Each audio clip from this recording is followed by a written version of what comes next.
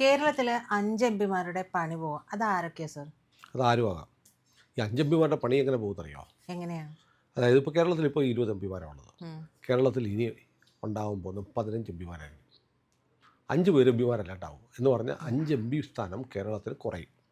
കുറയാൻ വേണ്ടിയിട്ട് കേരളത്തിലെ ഹൈബി ഈഡനും ജോൺ ബ്രിട്ടാസും അടക്കമുള്ളവർ വോട്ട് ചെയ്തു പാർലമെൻറ്റിൽ. ഇതാണ് സംഭവിച്ചത്. പാർലമെൻറ്റിൽ എന്നിട്ട് വിട്ടിരുന്ന് മോദി തോറ്റേ എന്ന് പറയുന്നവർ മനസ്സിലാക്കുന്നില്ല. നഷ്ടം കേരളത്തിനാണ്. തമിഴ്നാട്ടിൽ സ്റ്റാലിനും നഷ്ടം ഉണ്ടായിട്ടുണ്ട്. വലിയ ഒരു കെണിയിൽ കേരളത്തിലെയും തമിഴ്നാട്ടിലെയും മുഖ്യമന്ത്രിമാരും രാഷ്ട്രീയ പാർട്ടികളും പെട്ടു. വടക്കേ ഇന്ത്യയിലെ മുഴുവൻ പ്രതിപക്ഷ രാഷ്ട്രീയങ്ങളും കെണിയിൽപ്പെട്ടു. കെണി എങ്ങനെയാണെന്നറിയോ? കാരണം ഇപ്പോൾ പറയാം അങ്ങനെയല്ല, മോദി തോറ്റില്ലേ, പാർലമെൻറ്റിലെ സീറ്റുകൾ 800 സീറ്റുകൾക്ക് മുകളിൽ വർദ്ധിപ്പിക്കാനുള്ള ശ്രമം പരാജയപ്പെട്ടല്ലോ. ശരിയാണ്, പരാജയപ്പെട്ടു എന്ന് മാത്രമല്ല, ഞങ്ങൾ ജനാധിപത്യത്തെ വിജയിപ്പിച്ചു, ഇന്ത്യയുടെ ഭരണം എക്കാലത്തേക്കും പിടിച്ചെടുക്കാനുള്ള മോദിയുടെ ശ്രമത്തെ പരാജയപ്പെടുത്തി എന്നൊക്കെയാണ് പ്രസംഗം. സത്യത്തിൽ അങ്ങനെയല്ല. അതായത് 2027 മാർച്ച് 1 ഇന്ത്യയിൽ ഒരു പ്രധാനപ്പെട്ട കട്ട് ഓഫ് ഡേറ്റാണ്. അതായത് പുതിയ സെൻസസ് പൂർത്തിയാവും. സെൻസസ് പൂർത്തിയായാൽ ഓട്ടോമാറ്റിക്കലി ഭരണഘടനയുടെ 82ാം അനുച്ഛേദം നിലവിൽ വരും. 82ാം അനുച്ഛേദം പറയുന്നത് ഒരു സെൻസസ് കഴിഞ്ഞാൽ ഓട്ടോമാറ്റിക്കലി ജനസംഖ്യ അനുസരിച്ച്, ഓരോ സംസ്ഥാനത്തെയും ജനസംഖ്യ അനുസരിച്ച് പാർലമെൻറ്റ് അംഗങ്ങളുടെ എണ്ണം പുനഃക്രമീകരിക്കണം. അപ്പോൾ അത് നിയമമൊന്നും പാസ്സാക്കണ്ട, മോദി സർക്കാരും ചെയ്യുന്നതല്ല. എന്ത് സംഭവിക്കുന്നത്? ഭരണഘടന ചെയ്യുന്നതാണ്. അപ്പോൾ അങ്ങനെ വരുമ്പോൾ ജനസംഖ്യ ആനുപാതികമായി 2027 മാർച്ച് 1 ആകുമ്പോൾ ഇന്ത്യയിലെ പല സംസ്ഥാനങ്ങളിലെ എം പിമാരുടെ എണ്ണം മാറ്റം വരും. മാറ്റം വരുന്നത് എങ്ങനെയാണെന്നറിയോ? കേരളത്തിൽ ഇപ്പോൾ 20 എം പിമാരുള്ളത് 15 എം പിമാരായിട്ട് കുറയും. ഇനി തമിഴ്നാട്ടിൽ 39 ഉള്ളത് 32 കുറയും. കർണാടകയിൽ 28 ഉള്ളത് 25 കുറയും. ബീഹാറിൽ 40 ഉള്ളത് 46 കൂടും. സംഘി സംസ്ഥാനമാണേ. ഉത്തർപ്രദേശിൽ 80 ഉള്ളത് 89 കൂടും. രാജസ്ഥാനിൽ 25 ഉള്ളത് 30 കൂടും. ഇങ്ങനെ ഇന്ത്യയിലെ എല്ലാ സംസ്ഥാനങ്ങളുടെയും എം പിമാരുടെ എണ്ണം ജനസംഖ്യ ആനുപാതികമായി ഓട്ടോമാറ്റിക്കലി മാറും. ഇനി തീർന്നില്ല, കേരളത്തിലെ കാര്യം എടുക്കാം. 15 ആവുമല്ലോ. 15-ൽ 33% വനിതാ സംവരണം വരും. ഇനി അതുകൂടാതെ SC/ST സംവരണം കൂടെ വരും. എന്ന് പറഞ്ഞാൽ 33% തന്നെ എടുത്താൽ 15-ൽ 5 പിന്നെയും പോവും, വനിതയ്ക്കും SC/STക്കും. അപ്പോൾ ഇവിടുത്തെ ഘടാഘടിയ നേതാക്കന്മാർക്ക് മത്സരിക്കാൻ 10 സീറ്റുകളേ ഉണ്ടാകത്തുള്ളൂ. അതാണ് ഇന്നലെ മോദി കൊണ്ടുവന്ന ബില്ലിനെ അട്ടിമറിച്ച് ഇവർ നേടിയ വിജയം. അപ്പോൾ ആര് ജയിച്ചു? മോദി ജയിച്ചോ പ്രതിപക്ഷം ജയിച്ചോ? മോദി ജയിച്ചു, പ്രതിപക്ഷം തോറ്റു. ഇതാണ് സത്യം, ഇതാണ് വാസ്തവം. ഇതറിയാതെ അവസാനത്തെ ചിരി അമിത്ഷായുടെയും മോദിയുടെയാണ്. പക്ഷേ ഇത് സംഭവിക്കാതിരിക്കാൻ വേണ്ടിയിട്ട് പാർലമെൻറ്റിൽ അമിത്ഷാ പറഞ്ഞൊരു കാര്യം ചെയ്യും. നിങ്ങൾക്ക് ആശങ്കയുണ്ട്. നിങ്ങളുടെ ആശങ്ക എന്താണ്? ഇങ്ങനെ പാർലമെൻറ്റിൽ സീറ്റെണ്ണം കൂട്ടിയാൽ BJPയുടെ എം പിമാരുടെ എണ്ണം കൂടും. ഇവിടെ വടക്കേ ഇന്ത്യൻ സംസ്ഥാനങ്ങളിലെ ജനങ്ങൾക്ക് കോൺഗ്രസിനെ വേണ്ട, അതിന് BJP എന്ത് ചെയ്യാൻ പറ്റും? ഒരു കാര്യം ചെയ്യാം, നിങ്ങളുടെ ചെറിയ സംസ്ഥാനങ്ങൾക്ക് സീറ്റ് നഷ്ടപ്പെടുമെന്നാണല്ലോ ആശങ്ക. സീറ്റ് നഷ്ടപ്പെടും. കാരണം പുതിയ ഭേദഗതി ബില്ല് കൊണ്ടുവന്നില്ലെങ്കിൽ 82ാം അനുച്ഛേദ പ്രകാരം, ഭരണഘടനയുടെ ആർട്ടിക്കിൾ 82 പ്രകാരം ഓട്ടോമാറ്റിക്കലി സംഭവിക്കുന്നത് പ്രധാനപ്പെട്ട സീറ്റ് വ്യത്യാസമാണ് ഞാൻ പറഞ്ഞത്. അപ്പോൾ കേരളത്തിലെ ജനസംഖ്യ കുറഞ്ഞു, ബാക്കി സംസ്ഥാനങ്ങളിലെ കൂടി എന്നതുകൊണ്ട്, അല്ലെങ്കിൽ മറ്റ് സംസ്ഥാനങ്ങളെ അപേക്ഷിച്ച് കേരളത്തിലെ ജനസംഖ്യ കുറവാണ് എന്നതുകൊണ്ട് സീറ്റുകൾ ഇവിടെ കുറയും. ഇതുവർക്കറിയാം. അപ്പോൾ അമിത്ഷാ പറഞ്ഞൊരു കാര്യം ചെയ്യും, ഞാനൊരു കാര്യം 1 മണിക്കൂർ സമയം തന്നാൽ മതി. ഇപ്പം കൊണ്ടുവന്നിരിക്കുന്ന നിയമസഭാ ഭരണഘടനാ ഭേദഗതിയിൽ ഒരു കാര്യം കൊണ്ട് എഴുതി ചേർക്കാം. എന്താണ്? എല്ലാ സംസ്ഥാനങ്ങളിലും 50% സീറ്റ് കൂട്ടാം. വടക്കേ ഇന്ത്യ തെക്കേ ഇന്ത്യ വ്യത്യാസമില്ലാതെ, കോൺഗ്രസ് ഭരിക്കുന്ന BJP ഭരിക്കുന്ന സംസ്ഥാനങ്ങളിൽ നിന്ന് വ്യത്യാസമില്ലാതെ മുഴുവൻ സംസ്ഥാനങ്ങളിലും 50% വീതം സീറ്റ് കൂട്ടാം എന്ന് അമിത്ഷാ ഒരു ഉറപ്പ് കൊടുത്തു. 1 മണിക്കൂർ തന്നാൽ മതി. അതിനുശേഷം നിങ്ങൾ വോട്ടിലിട്ട സഹകരിക്കുക എന്ന് പറഞ്ഞാൽ കേരളത്തിലെ 20 എന്നുള്ളത് 30 ആകുമായിരുന്നു. തമിഴ്നാട്ടിലെ 39 എന്നുള്ളത് എത്രയായി? അത്രയും കൂടെ കൂടുമായിരുന്നു. 30 ആവും. തമിഴ്നാട്ടിൽ 59 ആവുമായിരുന്നു. കർണാടകയിൽ 42 ആവുമായിരുന്നു. കേരളത്തിൽ 30 എം പിമാർ വരുമായിരുന്നു. അതിനകത്ത് ഇവിടുത്തെ 30 എം പിമാർ വന്നാൽ സ്വാഭാവികമായും ഇപ്പോഴത്തെ ഒരു രാഷ്ട്രീയ ചിത്രം അനുസരിച്ച്, രാഷ്ട്രീയ മുന്നണികളുടെ ബലമനുസരിച്ച് അത് LDFനും UDFനും കൂടുക. അപ്പോൾ കേരളത്തിനും ഉൾപ്പെടെ തമിഴ്നാടിനും ഉൾപ്പെടെ വലിയ നഷ്ടം സംഭവിച്ചിരിക്കുന്നു. എന്തിനു വേണ്ടിയിട്ടാണ് ഈ രാഹുൽ ഗാന്ധി എന്ന് പറയുന്ന പരമവിഡ്ഢിയായ പമ്പരവിഡ്ഢിയായ ഒരാൾ പറഞ്ഞത് കെട്ടിച്ചാടിയതുകൊണ്ട് ഇന്ത്യയിലെ പ്രതിപക്ഷ കക്ഷികൾക്ക് വലിയ നഷ്ടം ഉണ്ടായിരിക്കുക. ഇതാണ് ഇപ്പോൾ ഇതിൻ്റെ ഒരു ഏറ്റവും വലിയ ഗുണപാഠം. എന്നിട്ട് പറയുക മോദിയെ തോൽപ്പിച്ചെന്ന്. മോദിയെ തോൽപ്പിച്ചൊന്നുമില്ല. സ്വാഭാവികമായി നിങ്ങളുടെ സീറ്റ് കുറഞ്ഞു. ഇപ്പം ഈ ദക്ഷിണേന്ത്യൻ സംസ്ഥാനങ്ങളിൽ നിന്നാണ് ഒരു 40ഓളം MP കേരളം, ആന്ധ്ര, തെലങ്കാന, കർണാടക ഉൾപ്പെടെയുള്ള സംസ്ഥാനങ്ങളിൽ 40ഓളം MP ആർക്ക് കിട്ടുന്നുണ്ട്? പ്രതിപക്ഷത്തിന് കിട്ടുന്നുണ്ട്. പക്ഷേ അടുത്ത വർഷം മാർച്ച് 1 സെൻസസ് പൂർത്തിയായി സ്വമേധയാ 82ാം അനുച്ഛേദ പ്രകാരമുള്ള പുനർനിർണയം വന്നു കഴിഞ്ഞാൽ ഈ 40 കുറയുന്നേ. വടക്കേന്ത്യയിൽ അപ്പോഴും കൂടുന്നത്. എല്ലായിടത്തും ക്രമാനുഗതമായി വർധന ഉറപ്പാക്കുന്ന ഒരു വാഗ്ദാനം വെച്ചിട്ടും അത് മനസ്സിലാക്കാതെ സ്വയം തോറ്റുകൊടുത്തു ആര്? പ്രതിപക്ഷം. കാരണം അത് ഈ രാഹുൽ ഗാന്ധിക്ക് ട്യൂഷൻ എടുക്കുന്ന KC വേണുഗോപാലല്ലേ, പിന്നെ എങ്ങനെ നന്നാവാനാ? അപ്പോൾ ഇതിനകത്ത് വലിയ കാര്യമുണ്ട്. ഇതിപ്പോൾ സെൻസസ് എന്ന് പറഞ്ഞാൽ സെൻസസ് വന്നു കഴിഞ്ഞാൽ ഓട്ടോമാറ്റിക്കലി ഇത് മണ്ഡല പുനഃക്രമീകരണം നടന്നിരിക്കണം, മണ്ഡല പുനർവിഭജനം നടന്നിരിക്കണം എന്നുള്ള വ്യവസ്ഥ കഴിഞ്ഞ 50 വർഷമായിട്ട് ഇവർ നടപ്പാക്കുന്നുണ്ടായിരുന്നില്ല. പക്ഷേ മോദി നടപ്പാക്കില്ല എന്ന് പറയാൻ പറ്റില്ല. കാരണം 50 വർഷമായിട്ട് ഒരു ഭരണഘടനാ വ്യവസ്ഥ നടപ്പാക്കാതിരിക്കുകയാണ്. ഇവർ പറയുന്ന ഭരണഘടന അനുസരിച്ച് ഭരിക്കണം, ഭരണഘടനയിൽ ഒരു വിട്ടുവീഴ്ചയും പാടില്ല എന്നല്ലേ പറയുന്നത്. അപ്പോൾ പിന്നെ മോദി എന്ത് ചെയ്യും? ഭരണഘടനാ വ്യവസ്ഥ നടപ്പാക്കട്ടെ, നിലവിൽ വരട്ടെ എന്ന് പറഞ്ഞ് സ്റ്റേ ചെയ്യാൻ പോവില്ല. അപ്പോൾ സ്വാഭാവികമായും വലിയ നഷ്ടം പ്രതിപക്ഷത്തിനുണ്ടാകും. ഇനി ഇതിനകത്ത് കെണ്ണി നോക്കണേ. അതായത് നമ്മൾ ഈ 1973 ശേഷം ഈ ആർട്ടിക്കിൾ 82 പ്രകാരമുള്ള ലോക്സഭാ സീറ്റുകളുടെ പുനർവിഭജനം നടന്നിട്ടില്ല. അത് നിർത്തിവെച്ചിരിക്കുകയായിരുന്നു. ഇപ്പോൾ 2008 ഇപ്പോൾ മണ്ഡല വിഭജനം നടക്കുന്നു. ഇപ്പം നമുക്കറിയാം നമ്മുടെ പഞ്ചായത്തിലും മുനിസിപ്പാലിറ്റിയിലും പോലും തെരഞ്ഞെടുപ്പിന് മുമ്പ് മണ്ഡല വിഭജനം നടക്കാറില്ലേ?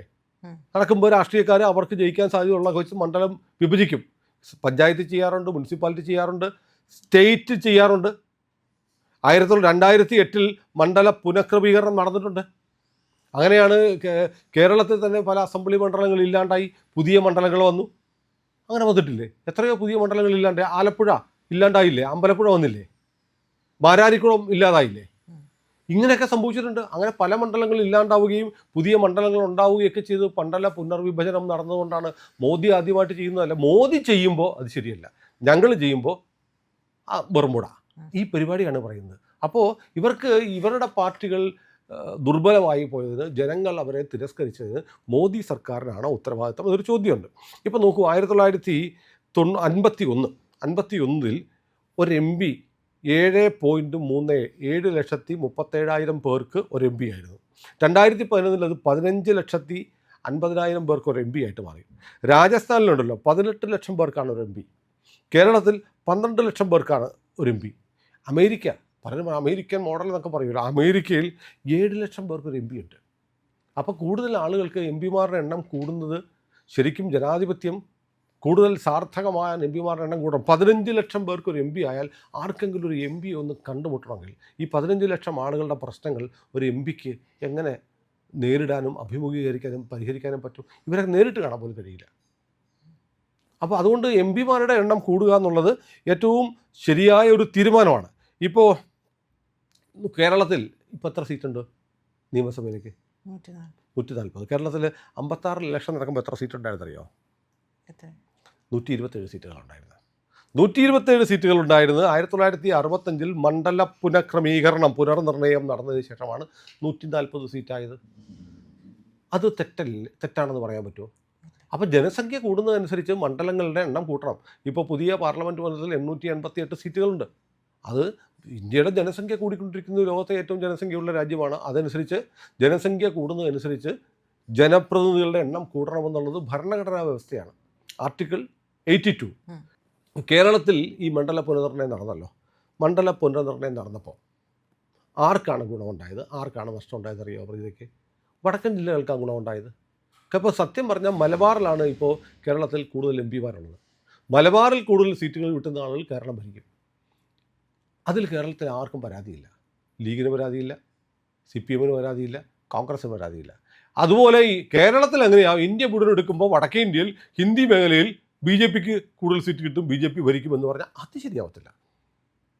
ഇതാണ് പറയുന്നത്. നോക്കൂ, കേരളത്തിൽ മണ്ഡല പുനർനിർണയം നടന്നപ്പോൾ എന്ത് പറ്റിയെന്നറിയോ? കണ്ണൂർ, വയനാട്, പാലക്കാട് ജില്ലകളിലേക്ക് ഓരോ അസംബ്ലി സീറ്റ് കൂടി. എന്നാൽ പത്തനംതിട്ട, ആലപ്പുഴ ജില്ലകൾക്ക് 2 സീറ്റുകൾ നഷ്ടപ്പെട്ടു. തൃശ്ശൂർ, കോട്ടയം, കൊല്ലം ജില്ലകളിൽ ഓരോ MLA സ്ഥാനം വീതം കുറഞ്ഞു. MLA മാരുടെ എണ്ണം തൃശ്ശൂരും കോട്ടയത്തും കൊല്ലത്തും കുറഞ്ഞു. ഓരോന്ന് വീതം കുറഞ്ഞു. പത്തനംതിട്ടയ്ക്കും ആലപ്പുഴയും 2 MLA മാർ കുറഞ്ഞു. കണ്ണൂരും വയനാടും പാലക്കാടും ഓരോന്ന് വീതം കൂടി.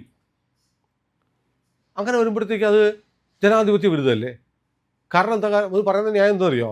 ഈ കോട്ടയം, കൊല്ലം, തൃശ്ശൂർ, പത്തനംതിട്ട, ആലപ്പുഴ ജില്ലകളിൽ ജനസംഖ്യ കുറഞ്ഞുകൊണ്ട് അവിടുത്തെ സീറ്റ് എടുത്തു കളഞ്ഞു. എന്നിട്ട് ജനസംഖ്യ കൂടുതലുള്ളിടത്ത് കൊടുത്തു.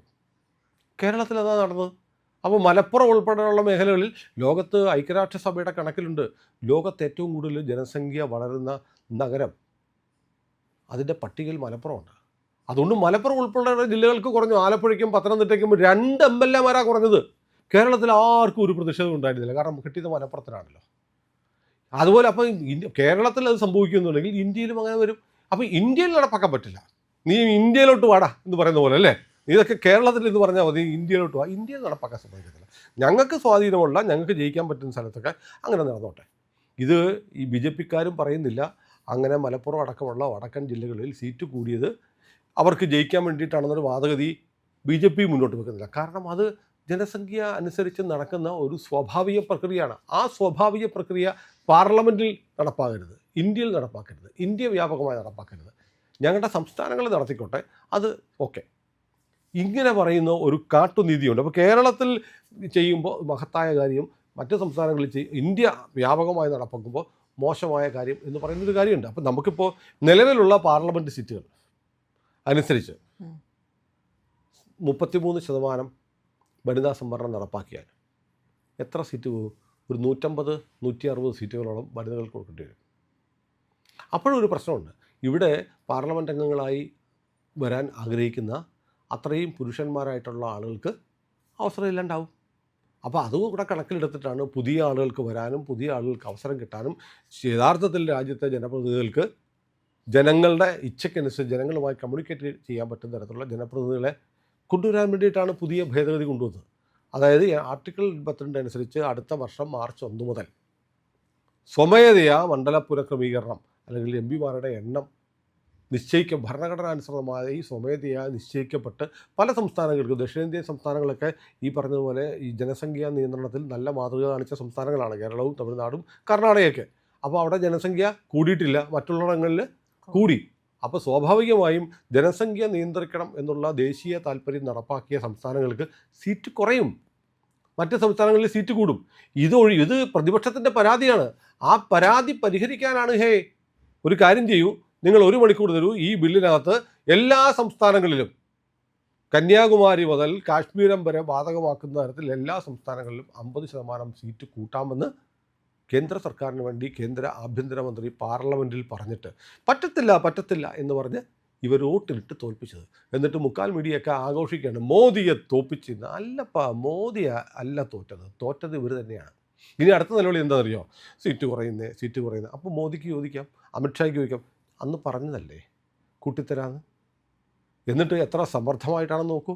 വനിതകളെ പാർലമെൻറ്റിൽ പ്രവേശിപ്പിക്കാതിരിക്കാൻ 800 സീറ്റുകൾ നോക്കുമോ നിങ്ങൾ? 800 സീറ്റിൻ്റെ 33% പറഞ്ഞതറിയാം. ഏതാണ്ട് 350 വനിതകൾ പാർലമെൻറ്റിൽ എത്തുമായിരുന്നു. അത് വലിയ സ്ത്രീകൾക്ക് വേണ്ടി ശബ്ദിക്കാൻ ഒരു വലിയ 300ഓളം ആളുകൾ, 350ഓളം വനിതകൾ ഇന്ത്യൻ പാർലമെൻറ്റിലേക്ക് എത്തുന്ന മഹത്തായ ചരിത്ര നിയോഗത്തെ കൂടിയാണ് ഇവർ പരാജയപ്പെടുത്തുന്നത്. അപ്പോൾ എങ്ങനെ നോക്കിയാലും പ്രതിപക്ഷം സ്വന്തം ബാക്കിലേക്ക് വെടിവെച്ചു എന്ന് പറയുന്ന പോലെയാണ് ഈ പരിപാടി. ഉറപ്പായിട്ടും. കാരണം മോദി അതിന് ശേഷം കൃത്യമായ രാജ്യത്തെ അഭിസംബോധന ചെയ്തു. പാർലമെൻറ്റിലേക്ക് വനിതകളെ കയറ്റാതിരിക്കാൻ വേണ്ടിയിട്ട് ഇവർ രാഷ്ട്രീയം കളിച്ചു. കാരണം ഇന്ത്യയിലെ പ്രതിപക്ഷത്തിന് മൂളയില്ല, വിവരമില്ല, ബുദ്ധിയില്ല, പ്രായോഗിക ബുദ്ധിയില്ല. അന്ധമായ മോദി വിരോധവും അന്ധമായ കേന്ദ്ര സർക്കാർ വിരോധവും അന്ധമായ രാജ്യവിരോധവും മാത്രമേ ഉള്ളൂ എന്ന് തെളിയിച്ചിരിക്കുകയാണ്. അപ്പോൾ ഏതായാലും ഉറപ്പായി കേരളത്തിൽ ഇനി 10 മീശയുള്ളവർക്കേ ഇനി MPമാരാകാൻ പറ്റുള്ളൂ. 5 പേര് മുടി നീട്ടി വളർത്തിയവരായിരിക്കാം. ഇനിയിപ്പോൾ നമ്മുടെ നേതാക്കന്മാർ മുടി നീട്ടി വളർത്തുമോ സാരി ഉടുക്കുമോ എന്ന് കണ്ടറിയണം.